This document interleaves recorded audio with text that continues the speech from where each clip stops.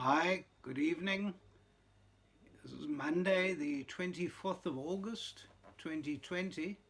I normally do my virtual meetings and broadcasts on a Saturday for the Labour broadcast for the Democratic Alliance. But it is vital that I give this broadcast now, as there are major problems that we're experiencing with the Unemployment Insurance Fund, and in particular with allegations of fraud, which have arisen through a whole lot of nasty deeds that we are starting to see.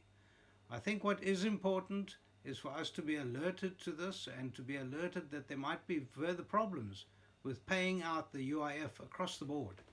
This is Michael Bagram, the Democratic Alliance Labour spokesperson, coming to you, telling you about the various problems we're experiencing in the Unemployment Insurance Fund. Well, the Auditor General has picked up a whole series of different frauds within the Department of Employment and Labour. It looks like there's a major investigation taking place right now.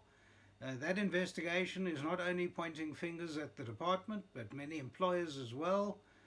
There's some employees that are also being investigated, and in particular they're investigating work permits for foreign nationals. Now, this is nothing new, but they're now having a very careful look at it and stating that they're not going to pay until a proper investigation has taken place. Well, everyone has been experiencing problems right throughout this process, right from the last week of March 2020, approximately 5 months ago. We've all been experiencing this. We've all had the trauma, the terror, and the frustration of dealing with the department. Obviously, they weren't ready for it. Obviously, they didn't have systems in place. They didn't have staff that were trained. They just didn't have the wherewithal to handle what was going on. But now those chickens are coming home to roost. It's no longer a joke. There are people that are starving. And yet the Auditor General has seen fit now to properly investigate what is actually going on there. And I think, thank God for that. I think the Auditor General is someone that we can rely on. It's a department that hopefully will show us the way forward and will also root out the problems that we're experiencing within the fund. We've seen major fraud with the PPE purchasing and requisitions. We've seen fraud right throughout. Our whole government is riddled with fraud and theft, bad theft all the time. But now, we need to look very carefully at the Department of Employment and Labour. Obviously, a lot of this fraud is obviously from people colluding with each other. So there would be someone on the employer's side, maybe an employee there that's had got access to the books of account or the applications, and there would be someone in the Department of Employment and Labour. And a lot of people have been writing to me almost daily saying there's got to be something weird that's going on there. There's got to be something wrong. Well, I think there is something wrong, and that something wrong is not just incompetence, it's not just uselessness, not just laziness or closure because of the lockdown.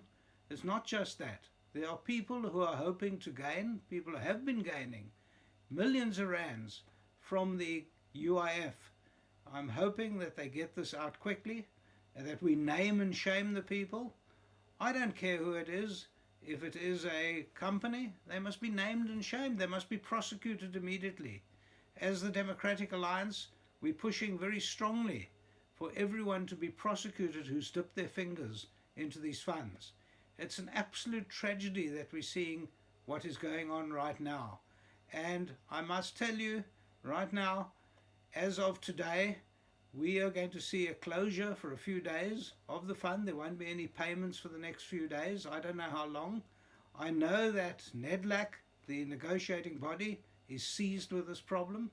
They're looking at it very quickly, and hopefully we'll get to the bottom of what is going on. So all I can report at the moment is that your frustration is going to get a lot worse. Your non-responsiveness from the department is going to get a lot worse. We're not sure how long this is going to be for. I'm hoping that they get onto it quickly. I'm hoping that they look at the systems and that we get people who understand fully what is going on.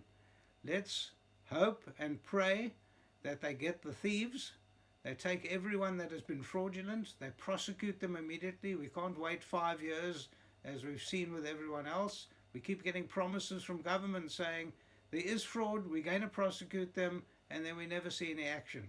Let's see this action now. We can't wait. Our staff need the money.